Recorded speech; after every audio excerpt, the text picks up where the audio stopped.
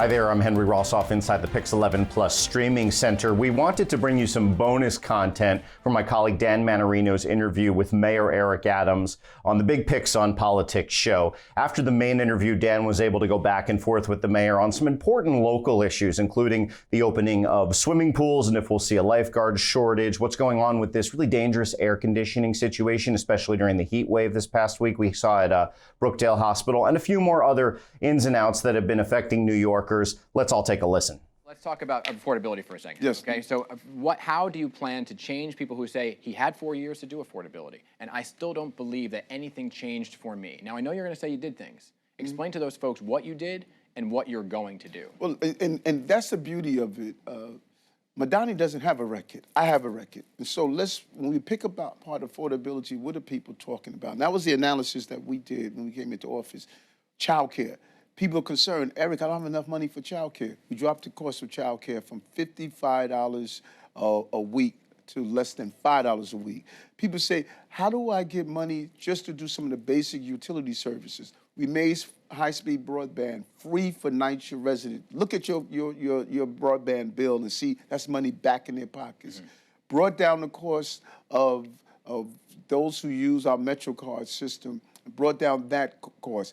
We just got Albany to pass a bill of no income tax for low-income New Yorkers. No income tax at all. We're paying off medical debt. Number one cause of bankruptcy is medical debt. We're paying that off. We're paying the college tuition of foster care children so they don't age out without any, with debts and bills. And so what we were successful in doing is saying, I can't reduce the price of bread, but I could put bread back in your pocket. Yeah.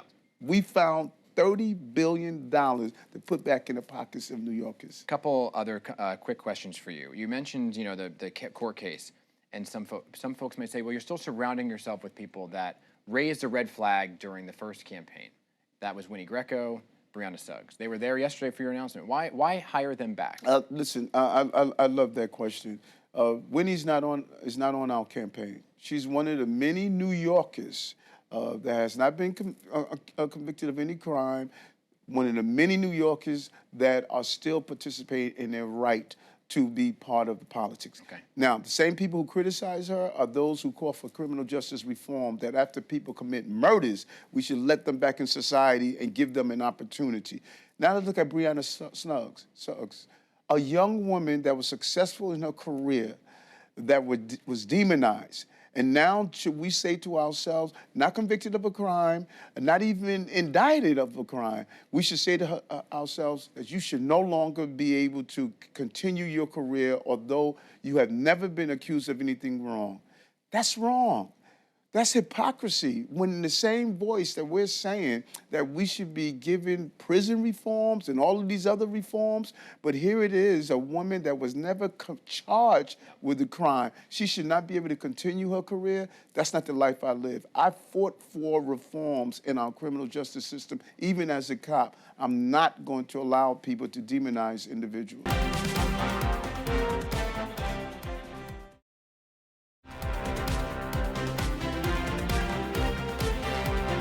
Two off topics not related to the campaign. One is pool day to opening today. Yes. Lifeguards, how are we looking? We're going to roll out the exact numbers. I think July 1st is when we roll out those numbers.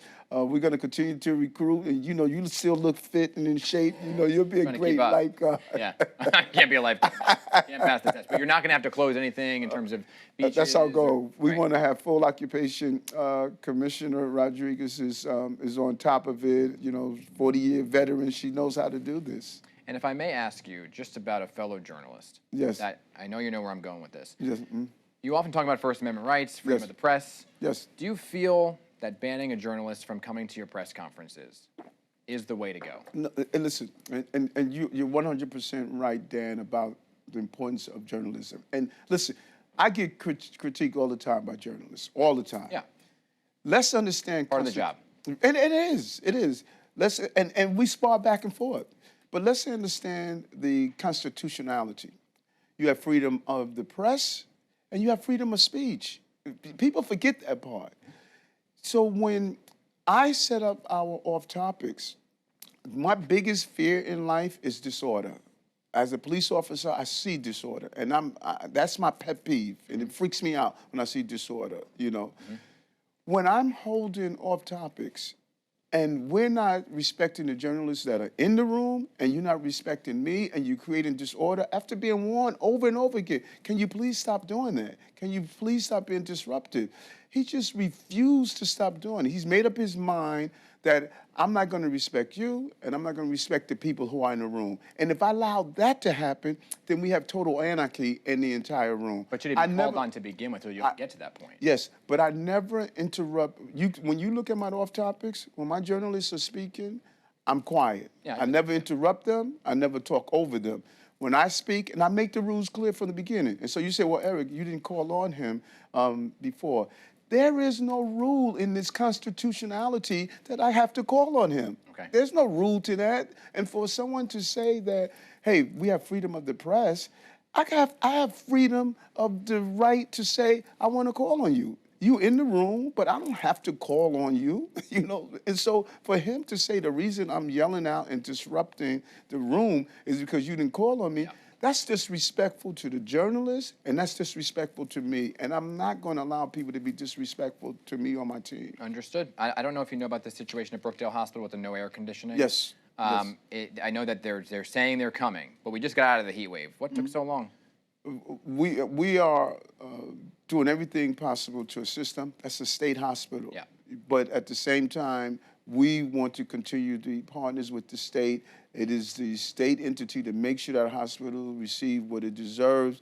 But we're also, OEM Commissioner Zach Isco and our team is helping out as much as possible to get an air conditioner up and operating. But the state really needs to focus on to get this issue resolved. Very good. Very good, Mr. Mayor. Okay. Thank you. So there you go, a little bit of bonus content there with the mayor addressing some hyperlocal issues that we are staying on top of here at PIX 11. My colleague Dan Mannarino's entire interview will, of course, be on the PIX on Politics webpage at pix11.com. For now, I'm Henry Rossoff in the PIX 11 Plus streaming studio. Have a great day.